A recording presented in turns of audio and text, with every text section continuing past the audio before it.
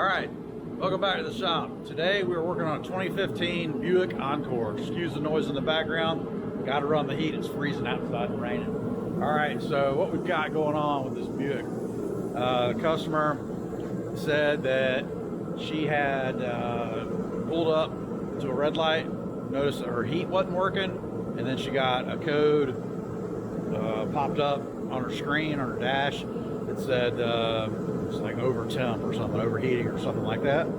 So she was close to a local box store repair center.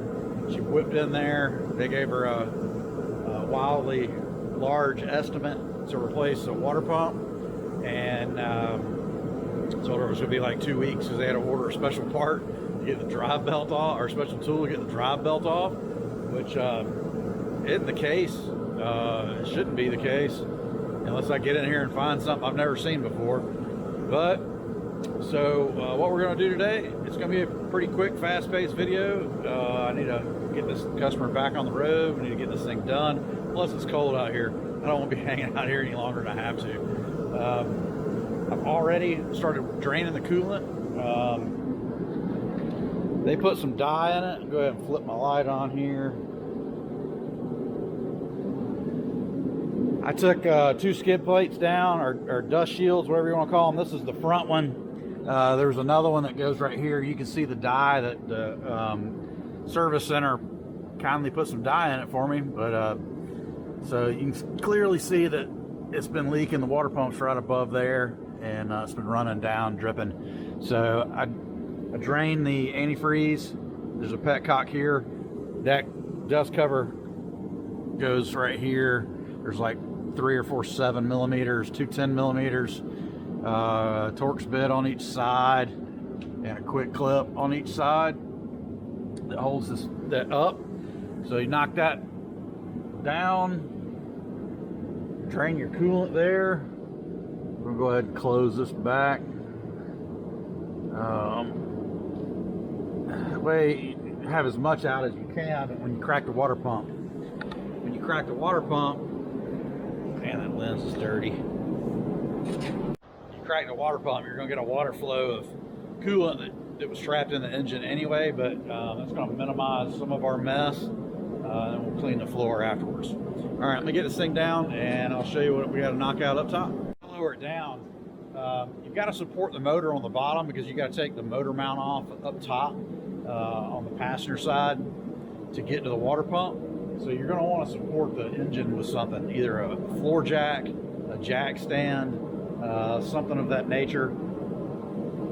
In this case, I'm probably, since I've got this bar in the way, I'm probably going to use a jack stand with a piece of wood and put it right up under the oil pan.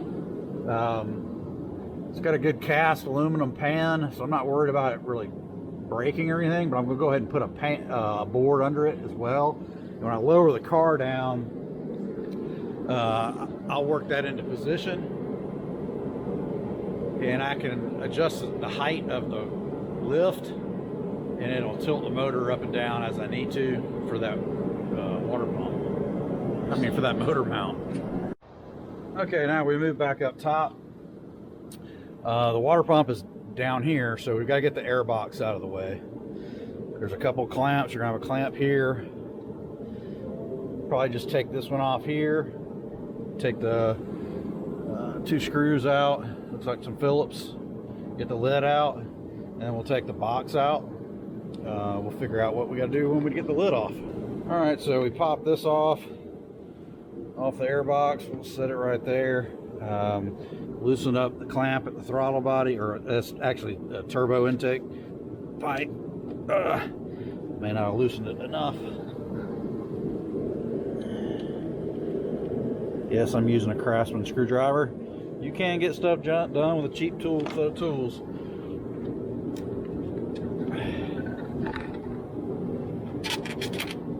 Pop that up. Mass air connector. Slide the red tab up. Push it in the center. Pops off. It's got a little clip right there. Pull that out. Oops, lost the hose clamp.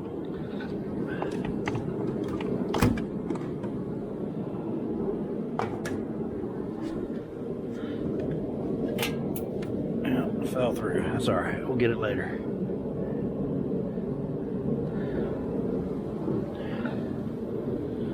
Okay, so now you can see a whole lot better that the air box in the way. What I prefer to do is get a hood prop. That way you're not fighting around this factory hood prop. Like that. That way, you know, the hood will go up a little bit further and get it out of your way just a little bit better. And you don't have to fight that thing right in your face. So what we'll do next, I've already got the jack stand up under it with a board to hold the motor up. And I've got it sitting just barely on it, so we'll have to take, we're going to take this motor mount set up out of here, because that's your water pump. Then we'll crack these pulley bolts loose before we take the belt off. Because if you wait to do it after, you'll never get them off. The pulley will just spin. If you leave the tension on the belt, you can crack these a lot easier. You can run them all the way out if you want, with the belt still on. Then we'll get the belt out of the way and go after that water pump.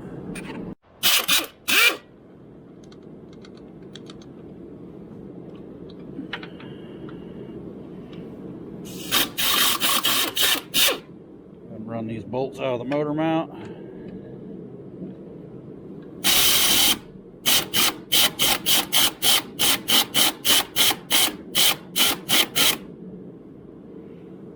I thought I had it on the jack stand good, but it looks like I need to lower it down a little more.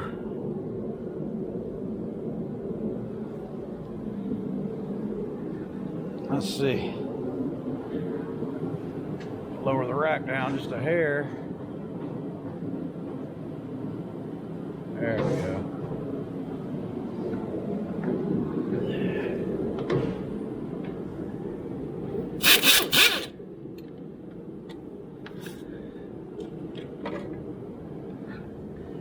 Alright, now we'll take these three out, and this whole deal will come off the top, then we can get the bracket out that's right there.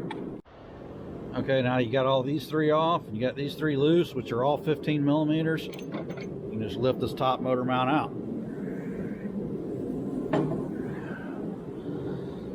Alright, now we've got to, probably got 4 bolts in here if I have my guess. One. Feels like a Torx there, but I don't know if that's a... It may just be 2. I think I'm feeling the tensioner. Take this bolt out first. I'm just going to use a long reach. My long is a swivel-headed ratchet. Crack those loose, run them out. One there, and one there. Okay, there is a third one that holds this bracket on. It's right down in the front, down in the center. It's a little bit more difficult to get to, but it's doable. To be honest with you, this job should really be done on that 2-post lift right there, so you don't have these ramps in the way, and you can get in through this fender well, and you can raise it up and down if you need to. Now that I've got that floor jack, the jack stand under there, I can't get that motor high enough to get the mount out. I've got all 3 bolts out of it. That's not a big deal though. I was able to squeak my little racing floor jack under there, my little aluminum deal. I used to throw that in my race car trailer when I was traveling. I'd rather do it on that lift, but since it's rainy and cold out, I didn't want to stick the Trans Am outside with the window down because the motor's out of it. So you can follow my series on that. We're in the middle of doing an LS swap on that deal, so I'm not going to push this car out in the rain with the window down. And I can't get the window up because they're powered. So that's why we're kind of stuck doing it on this lift. I'm going to stick this floor jack up under there, and I just need just a little bit more height out of this to get this out of here, and then I can get the belt out. But before that, we're going to crack those loose like we talked about before. All right got that bad boy out of there. Had to jack it up pretty good way to get it to clear the subframe here, or the body, whatever you want to call it. It's the body. Okie dokie. So what we're going to do next, here's your belt tensioner. There's the spring. Put the, I believe that's a 14 inverted Torx bit. We're going to take these 3 out, collapse a tensioner enough to walk this belt off, and then we can see what we're working with on this water pump. Working with the E12. I call them inverted Torx. I don't know if that's a proper term. Probably ask somebody like CP the Tool Addict or somebody like that knows tools better than I do. I just like to crack them loose. That belt's still on there, and then I can get the tension off the belt, and those will come right out. But if you were to take your belt off first, your pulley's just going to spin. So you want to at least crack those loose. You can see how it's trying to cock over though, so I'm going to go ahead and get the tension off that belt, and then we're going to go from there. Okay, so you get your ratchet on there. The longer the handle, the better. You're going to need some leverage. It's going to take 2 hands, so I'm not going to film me actually walking the belt off, but what I'm going to do is I'm going to collapse the tensioner like that, and then I'm going to pop it off this water pump pulley. And that's all I got to do, and I can get the bolts out. So if you do it in those orders, you should be okay. But you got to be careful. It is under high spring tension. You don't want to get your fingers in there or anything dumb like that. Okay, so got it off there. Now we can walk it around. I just prefer to get it out of there all together and get it away from the coolant, because once we get the coolant, once we crack the bolts out of the water pump, you're gonna have a river of coolant coming out of there, and we're gonna have a mess on our hands underneath this car, because with the jack in place like that, there's no good way to catch this coolant. All right.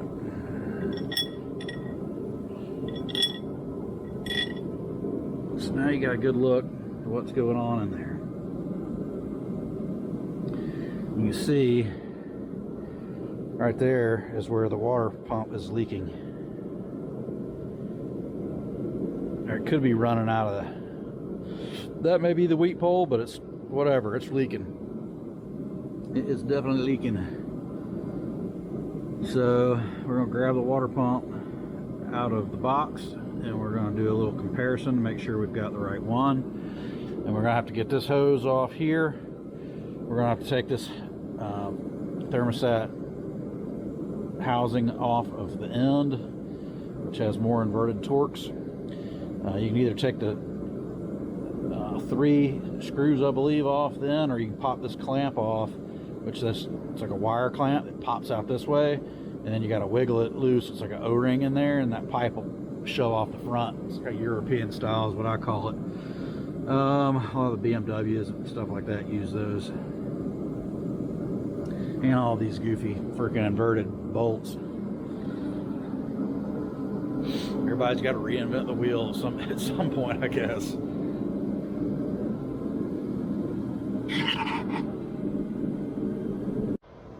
Went and picked up a AC Delco pump. I don't know if an aftermarket pump would be any better than the factory one. This one crapped the bed at like 50,000 miles. I've heard of them doing it in less than that, so is factory the way to go? It might not be. And this isn't exactly factory, but it's GM replacement parts, you know.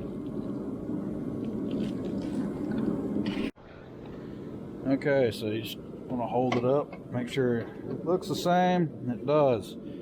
Now, tip for the wise, the bolts in this thing are different sizes.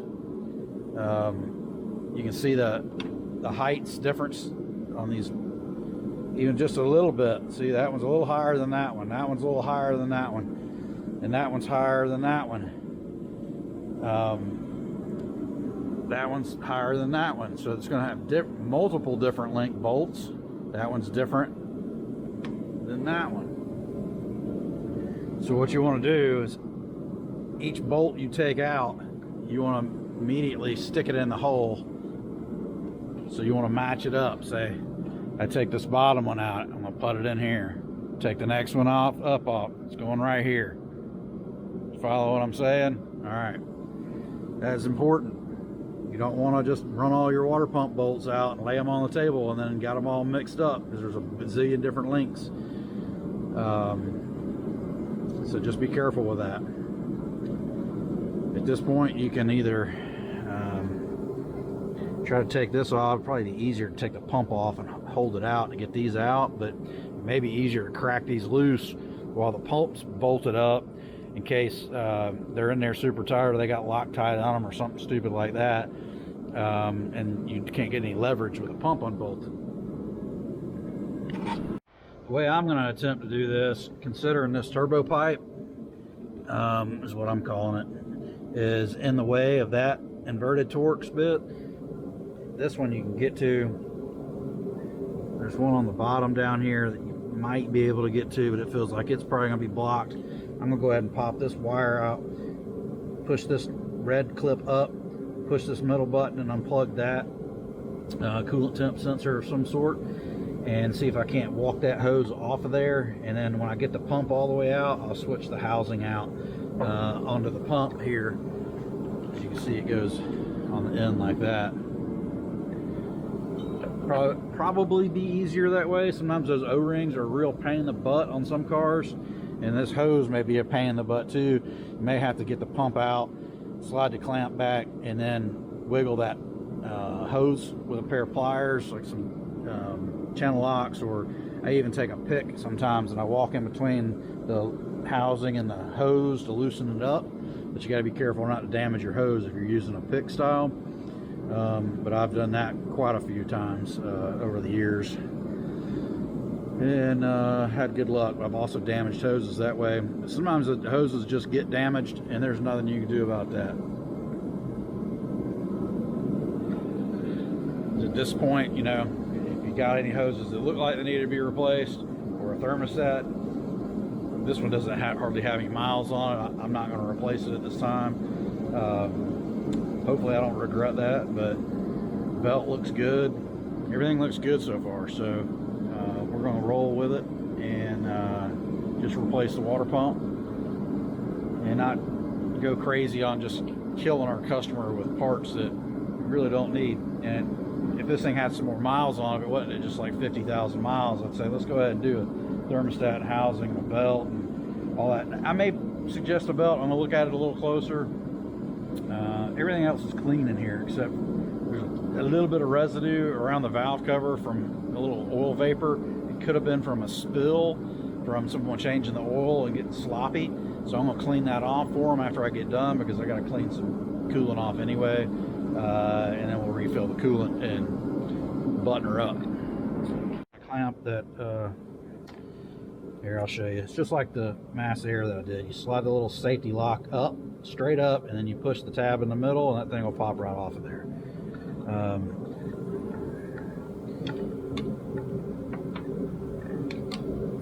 Take my hook tool and just kind of walk this clamp lock out. And I dropped it. It's down on the jack. Not a big deal. It'll walk right back in. I'm going to need two hands to get that off. Hopefully I don't need a pry bar.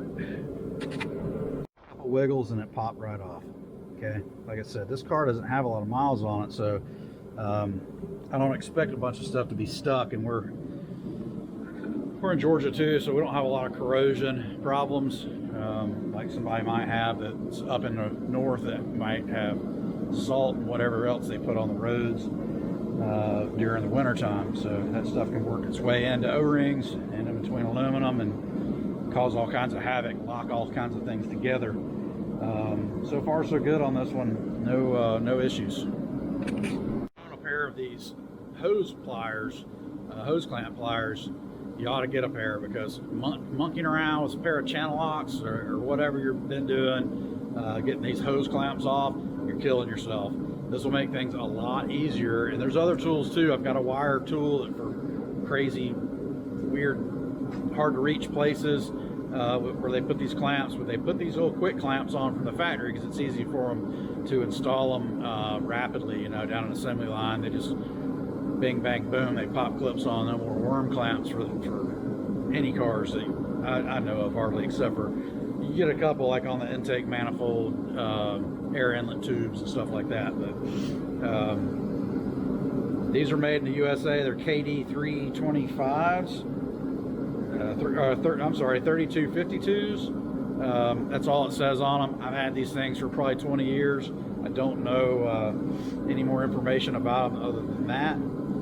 My spring broke years ago on it. Held a wire spring on it, but no big deal. They still work great. You can probably go watch CP the Tool Addicts channel, and he'll probably have some good suggestions on stuff like this. That dude knows his stuff on tools.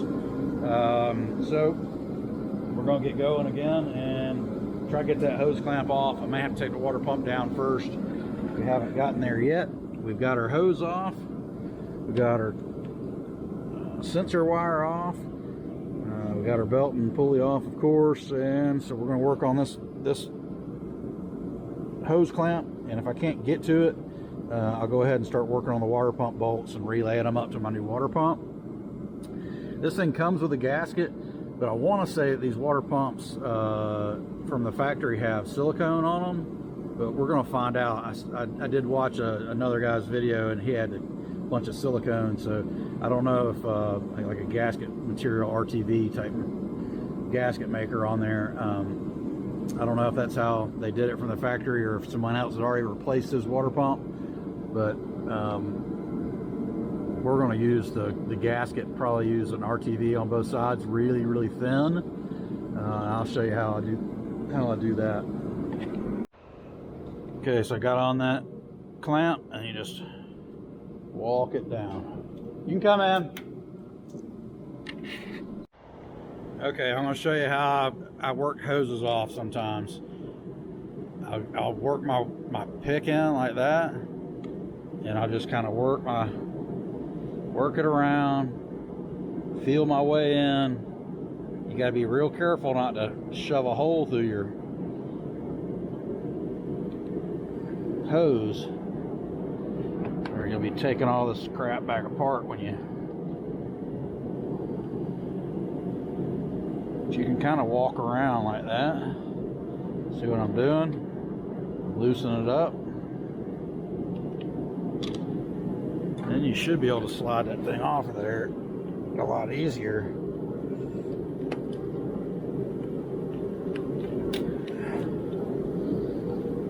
And if you can take a pair of channel locks, like I said earlier, and that's all that dye they put in there.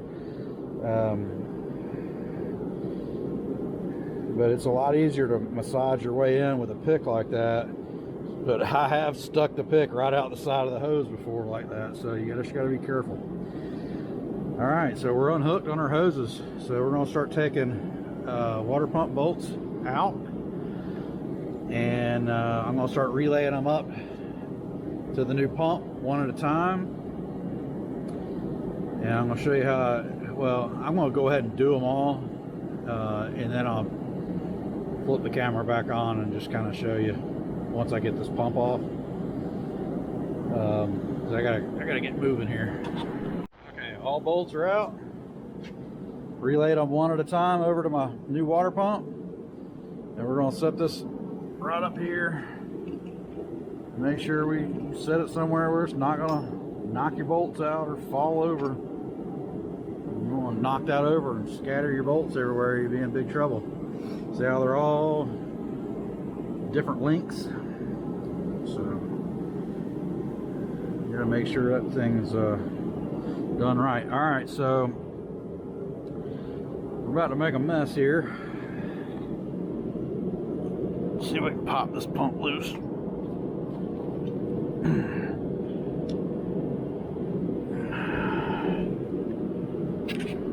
All right, got a long pry bar. Just need to try to pop that pump loose. I don't want to put too much pressure on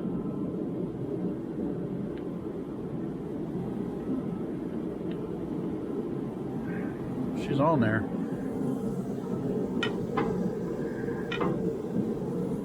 Make sure I got all my bolts out of it.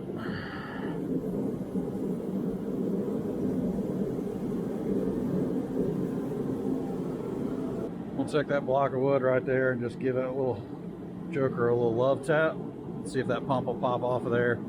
I don't want to pry too hard with that pry bar. I'm scared I'm going to break something up here, so I don't want to do that. So we're going to give that a love tap.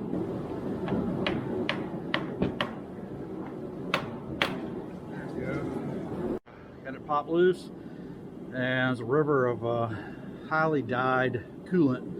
The shop that diagnosed this, that tried to charge them a couple grand to do a water pump.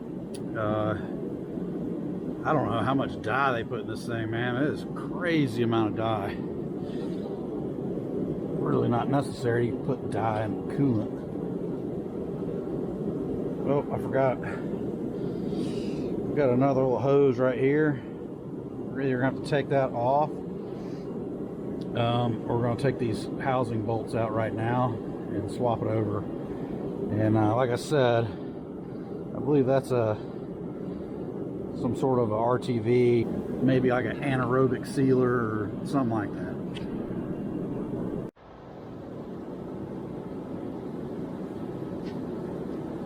Okay, so that clamp on that thermostat housing, assuming that's what that is, we'll see if there's a thermostat in it when I get it off.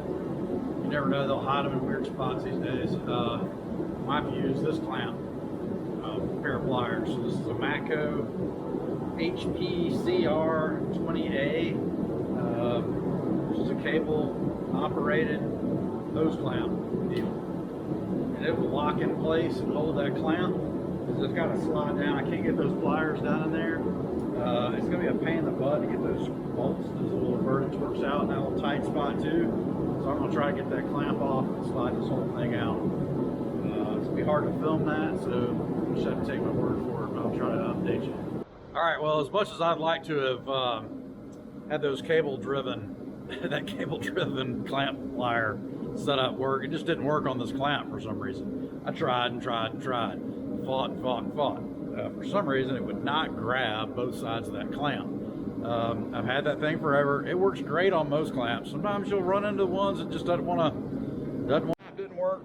Or cable clamp plier tool, whatever you want to call that thing. I ended up using standard old deal. I was able to pull the water pump out and use the regular clamp pliers. So we're going to take some brake cleaner and spray all this down and start removing this gasket material.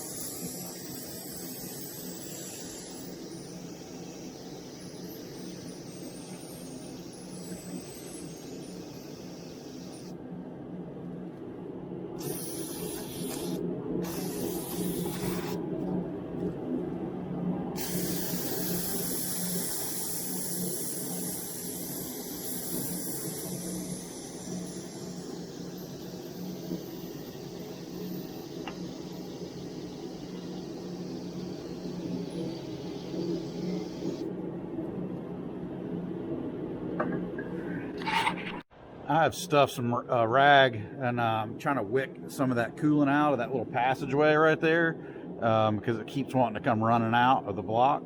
And I'm just going to let that wick a few times and soak that up with a rag as I'm cleaning up this gasket material with a razor blade. There's lots of different ways you can clean this gasket material.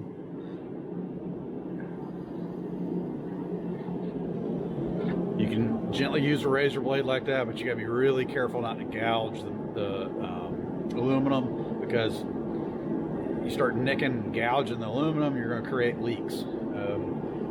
They make plastic little wheels for your Ziz wheel that you can, or angle grinder or whatever you want to call it. You can get in there and lightly buff all that stuff out. I may end up using some of that but you gotta get in there and get all that material off of there. You gotta make sure you got a really nice, smooth, clean surface that's gonna seal, because you don't have to redo this when your gasket leaks. That would suck. You can see it goes up here, so the material goes way up here, so you got to make sure you get all that stuff clean all up under here that you can't really see very good. You probably jack this motor up a little bit and angle it up a little bit so you can see a little better, and I may end up doing that. Alright, so there you go. Got it cleaned up pretty good. Had to use my mirror so I can check my surfaces up there, make sure I got all that clean. I ended up using a little square of Scotch Brite to kind of rub some of that stuff off. It came off pretty easy, but I would say that's probably one of the hardest parts of the job. Getting this upper area, you got to become a contortionist and to twist your arm all the way around. It's probably the hardest part of this job. Cleaning that gasket material off that's up there. So you got to take a mirror and make sure you get it all off, because you don't want any stuck pieces or you're in trouble. Take some RTV, some like this gray sealer. I used to use the Ford gray diesel stuff. That works really well. I couldn't find it last couple times I looked for it, so I started using this Permatex gray, ultra gray. It's good stuff. I lightly coat both sides of the gasket. I put some on my fingers and I just smear it on both sides of the gasket really lightly, really thin, just enough to coat the gasket, and I stick it on the water pump, and then I'll slide it in. Remember, this is going to be a delicate process. Probably not going to film it because I've got to coat the gasket, get it on the water pump while retaining all the bolts in the same position. And then I'll slide the water pump into position. But first, before I do all that, I gotta replace the just dropped the bolts. I gotta replace the thermostat housing gasket. The reason I'm doing that is it's a little flat. It's not totally flat, but I didn't want to put that back on with at least resealing that O-ring gasket. So I went and picked the Velcro up, so I'll reseal that, and we're gonna put this thing back together. There you got it. It's gasket's on the water pump, and it's got real light coat of RTV on both sides, and now I'll slide it into place, which is not gonna be real easy to film, so I'm gonna set the camera down. Okay, so you have torque sequence, and it's 71 inch-pounds on mine. You need to look it up specifically for yours, and it tells me to go an additional 30 degrees on 1 and 8, which are front cover bolts, and they're torque to yield bolts that need to be replaced. So we've got it in there. I'm going to torque them all up and reattach my hoses and put my pulley on, put my belt on, all that good stuff. Okay, so I got my hose back on, the hose behind that's on, secured electrical connector on top of the thermostat housing. That hose, I put the pulley on. The bolts are not tight, but they are finger tight, and it does look like you could probably grab that with a pair of pliers or something to hold that shaft, which most of them you can't, so that's pretty cool. So now we're going to put the belt back on. The belt's still in good shape. It's you still see the numbers on it. I mean, there's no cracking. Didn't have any coolant on it that I know of. I hope I'm making the right decision by putting that back on.